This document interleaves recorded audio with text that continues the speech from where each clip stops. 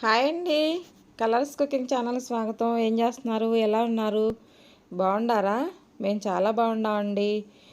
అందరూ బాగుండాలని మనస్ఫూర్తిగా దేవుణ్ణి కోరుకుంటూ ఇవాళ వీడియో అండి. పొద్దున్నే చూసారా సూర్యభగవానుడు ఇప్పుడిప్పుడే బయటకు వస్తున్నారు. తెల్లవారుతుందండి. ఇలాగా పొద్దున్నే పైకి వస్తేనండి ఈ పిట్టల అరుపులు, కాకులు అరుపులు అన్నమాట. అలా వలసకు వెళ్తూ ఉంటాయి కదండి పిట్టలు, కాకులు. అలాగా చూస్తుంటే అటు సౌండ్లు అవన్నీ వింటూ ఉంటే ఎంతో ఆహ్లాదకరంగా ఉంటుందన్నమాట. అసలు భలే బాగా అనిపించింది పొద్దున్నే మనం పైకి వచ్చేసి బిల్డింగ్ పైకి వచ్చేసి చక్కగా వాతావరణాన్ని చూస్తుంటే బాగా అనిపించింది అనమాట. నేను వచ్చాను అనుకోండి, నాతో పాటు మా అమ్ములు కూడా వస్తుంది. చూసారా ఎలా చూస్తుందో? నేను సూర్యుడు ఇంకా చూస్తూ ఉంటే అది కూడా చూస్తుంది అనమాట అటువైపే. పొద్దున్న ఇంకా వాకిలు ఉడిసి నీళ్ళు చల్లి ముగ్గు పెట్టేసుకొని పైకి వచ్చానండి. బాగుంది పిట్టల అరుపులు అని చెప్పేసి పైకి వచ్చాను. ఈ అమ్ములు పిట్టలను అరుస్తుందండి, ఆ సౌండ్లు వస్తాయి అని చెప్పేసి నేను అది పెట్టలేదన్నమాట. లేకుంటే బాగుంది పొద్దున్నే వాకిలు ఉడిసి 5 గంటలకే లేచి మనం వాకిలు ఉడిచి ముగ్గులు వేసుకుంటాం కదండి. మామిడి చెట్టు చూసారా, చక్కగా మంచి పూత మీద ఉండేయండి చెట్లన్నీ కూడాను. చక్కగా పూత మీద ఉన్నాయి. మరి ఈ మంచుకి పూత అంతా రాలిపోతుందండి. ఎన్ని వస్తాయో ఏమో కాపు తెలియదు, కానీ పూత అయితే చెట్టు నిండా వచ్చిందనమాట. తినేకాయలండి ఇవి, బంగిరిపల్లి మామిడికాయలు. తినేకాయలు అనమాట, తీయగా ఉంటాయి. ఇలా ఈ కాంపౌండ్ హాల్ అంతా కడుక్కొని తులసమ్మ వారి దగ్గర కూడా చక్కగా కడుక్కొని ముగ్గులు పెట్టుకున్నాను. చూడండి, శుభ్రంగా కడుక్కుంటే మనం ఇంటి ముందు పొద్దున్నే ఎంతో బాగుంటుంది అన్నమాట. ఇలా నీట్గా కడిగి పెట్టుకున్నాను, ముగ్గులు వేసుకున్నాను. బయట పని అయితే అయిపోయిందండి. కొంచెం పైకి వెళ్ళేసి వచ్చి అలా వాకింగ్ లాగా చేసి వచ్చాను అనమాట. ఇంకా తెల్లవారుతుంది కదా, ఎంత కడిగేసి మళ్ళీ క్లాత్ వేసి మంచిగా తుడిస్తే చక్కగా ఆరిపోయిద్దండి. అంత మట్టి అనిపించదు అనమాట. రోడ్డు కదండి, ఇటు మెయిన్ రోడ్డు, చక్కగా ఈ దుమ్మంతా వస్తూ ఉంటుందండి ఇంట్లోకి. ఎంతో డస్ట్ బాగా పట్టుద్ది అనమాట. 2 డేస్కి ఒకసారన్నా కడగాలి ఇదంతా. ఇలాగా చూడండి, లేకపోతే దుమ్మంతా ఇంట్లోకి వస్తుంది. ఇలాగండి నీట్గా అంతా పైప్ వేసి కడుగుతారనమాట 2 డేస్కి ఒకసారి. అలాగా కడిగేసి లోపలికి వచ్చేసానండి. లోపలికి వచ్చి చూసారుగా, లోపలంతా నైటే మనకి శుభ్రంగా పొయ్యి బండి అంతా కడిగి పెట్టుకోవటం అలవాటు కదండి. నైటే కడిగి పెట్టేసుకొని ఇలా ముగ్గు పెట్టుకొని నైటే కడిగి పెట్టుకుంటాను. ఇలా ముగ్గు పెడతాను అనమాట. ఇలా పెట్టేసుకుంటే మనకు పొద్దున్నే లేచి చక్కగా మనం వంట చేసుకోవటానికి బాగుంటుంది కదండి. చేతి కింద చిరాగ్గా లేకుండా బాగుంటుంది అన్నమాట. తర్వాత ముగ్గు పెట్టాలండి. కడిగిన తర్వాత అలాగే వదిలేయొద్దు. దరిద్ర దేవతలు వచ్చి కూర్చుంటాయి అంట ముగ్గు లేకపోతే. కంపల్సరీగా పొయ్యి బండ కడగగానే పొయ్యి కడగగానే మనం ముగ్గు పెట్టుకోవాలన్నమాట.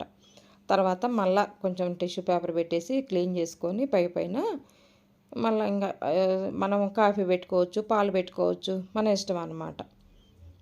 అలాగా నీట్గా తుడుచుకోవచ్చు అన్నమాట. మళ్ళీ తుడిచేసుకొని అప్పుడు క్లీన్ చేసుకుంటే ఇంకా బాగుంటుంది.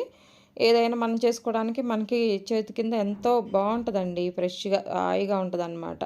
పూజ చేసుకోవచ్చు. కొంచెం పసుపు రాసి బొట్టు పెట్టుకుని అయినా పాలు పెట్టుకోవచ్చు మనం పొద్దున్నే. ఇలా ఇలా చేసుకుంటే బాగుంటుందండి. ఎప్పటికప్పుడు గ్యాస్ దగ్గర క్లీన్ చేసుకుంటా నీట్గా ఉంచుకోవాలి పొయ్యి అన్నది.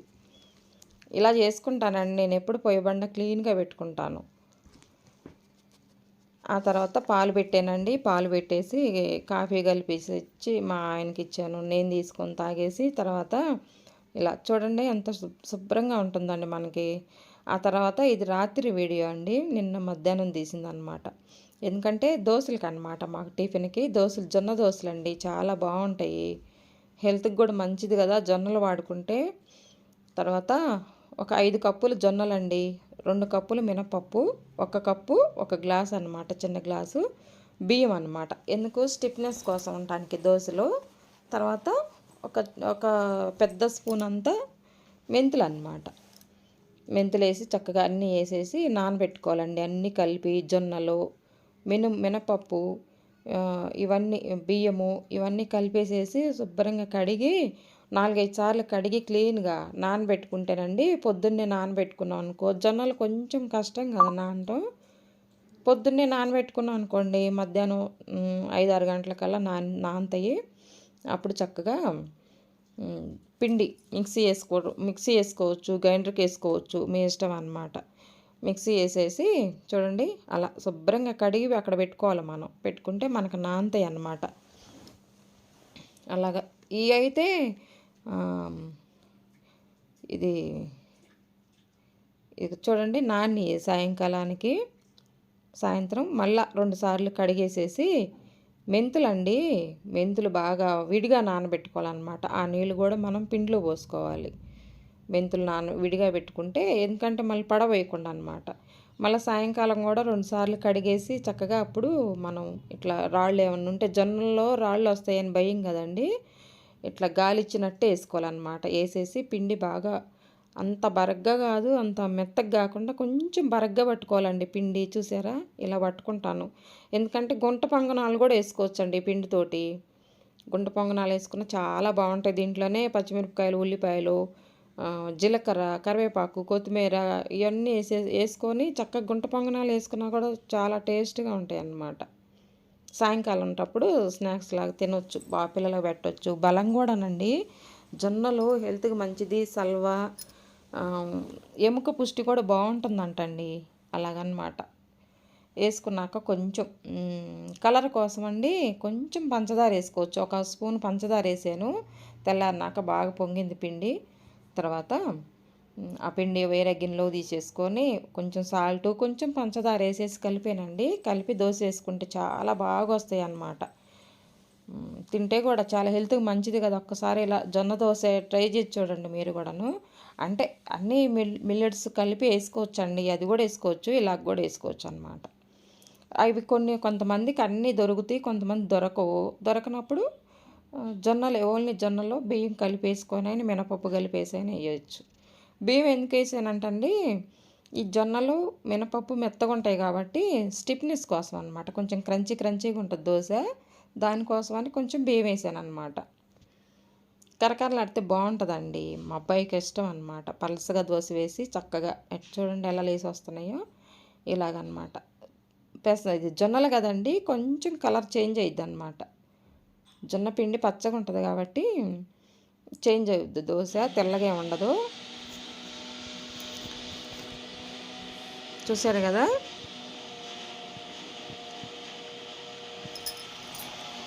అలాగనమాట వేసి ఇచ్చాను. ప్లెయిన్ దోశ వేసానండి మా బాబుకి. తర్వాత ఎంత నెయ్యి వేసి కూడా కాల్చుకుంటే కూడా చాలా బాగుంటుందండి. నెయ్యి వేసి చేసుకోవచ్చు, వెన్నేసి చేసుకోవచ్చు దోశ చక్కగా అండి. ఎర్రకారం అంటారు, ఎర్రకారం, ఉల్లిపాయ, పెద్దల్లిపాయలు, కొంచెం కారం, వెల్లుల్లి, రవ్వంత చింతపండు, ఉప్పు కలిపి చట్నీ చేసుకుంటే ఎర్రకారం అంటారనమాట. ఇదేమో పప్పుల చట్నీ అండి. పచ్చి కొబ్బరి, పల్లీలు ఇవన్నీ వేసి కొంచెం గట్టిగా పట్టాను అనమాట. గట్టిగా పట్టిన బాగుంటుంది చూడండి. ఫస్ట్ పప్పుల చట్నీ రాసిన తర్వాత ఎర్రకారం అండి. అదిరిపోయింది టేస్ట్ అసలు దోశల్లో. చాలా చాలా బాగుంటుంది అన్నమాట. ఒక్కసారి ఇలా ట్రై చేసి చూడండి. జొన్న దోశ మీద చట్నీలతోటి మంచి క్రిస్పీగా ఉండే దోశ అనమాట. భలే టేస్ట్ ఉంటుందండి. దీంట్లో కొంచెం పైనుంచి పుట్నాలు పొడేసి కొంచెం నెయ్యి వేసుకుంటే అద్దిరిపోయిద్దండి దోశ. ఇంకా ఇలా చేసుకుంటే కూడా అసలు చాలా బాగుంటుంది అన్నమాట. చూడండి పైనుంచి కొంచెం నెయ్యి వేసాను, బాగుంటుంది. కారం ఉండదండి, భలే బాగుంటుంది దోశ అసలు మసాలా దోశలాగా. చూసారు ఎలా ఉందో, మంచి కలర్ఫుల్గా ఉంది. కలర్ తోటి భలే టేస్ట్ ఉంటుందండి అసలు జొన్న దోశ. ఒక్కడ తిన్నా చాలు, మధ్యాహ్నం దాకా ఆకలి కాదన్నమాట. అంత బాగుంటుంది దోశ. ఒక్కసారి నా కోసం ఇలా ట్రై చేసి చూడండి, ఓకేనా. మా బాబుకి పెట్టొస్తానండి. ఒకటి ఆయన ప్లెయిన్ దోశ ఒకటాను, ఇది ఒకటి తింటాడండి. ప్లెయిన్ దోశ ఫస్ట్ వేసే కదా, ఆ దోశ ఒకటి నేను ఫస్ట్ దోశ వేసి తీసి పడేసేసిన తర్వాత పక్కకు పెడతానండి. ఆ తర్వాత వేరే దోశలు వేస్తానన్నమాట.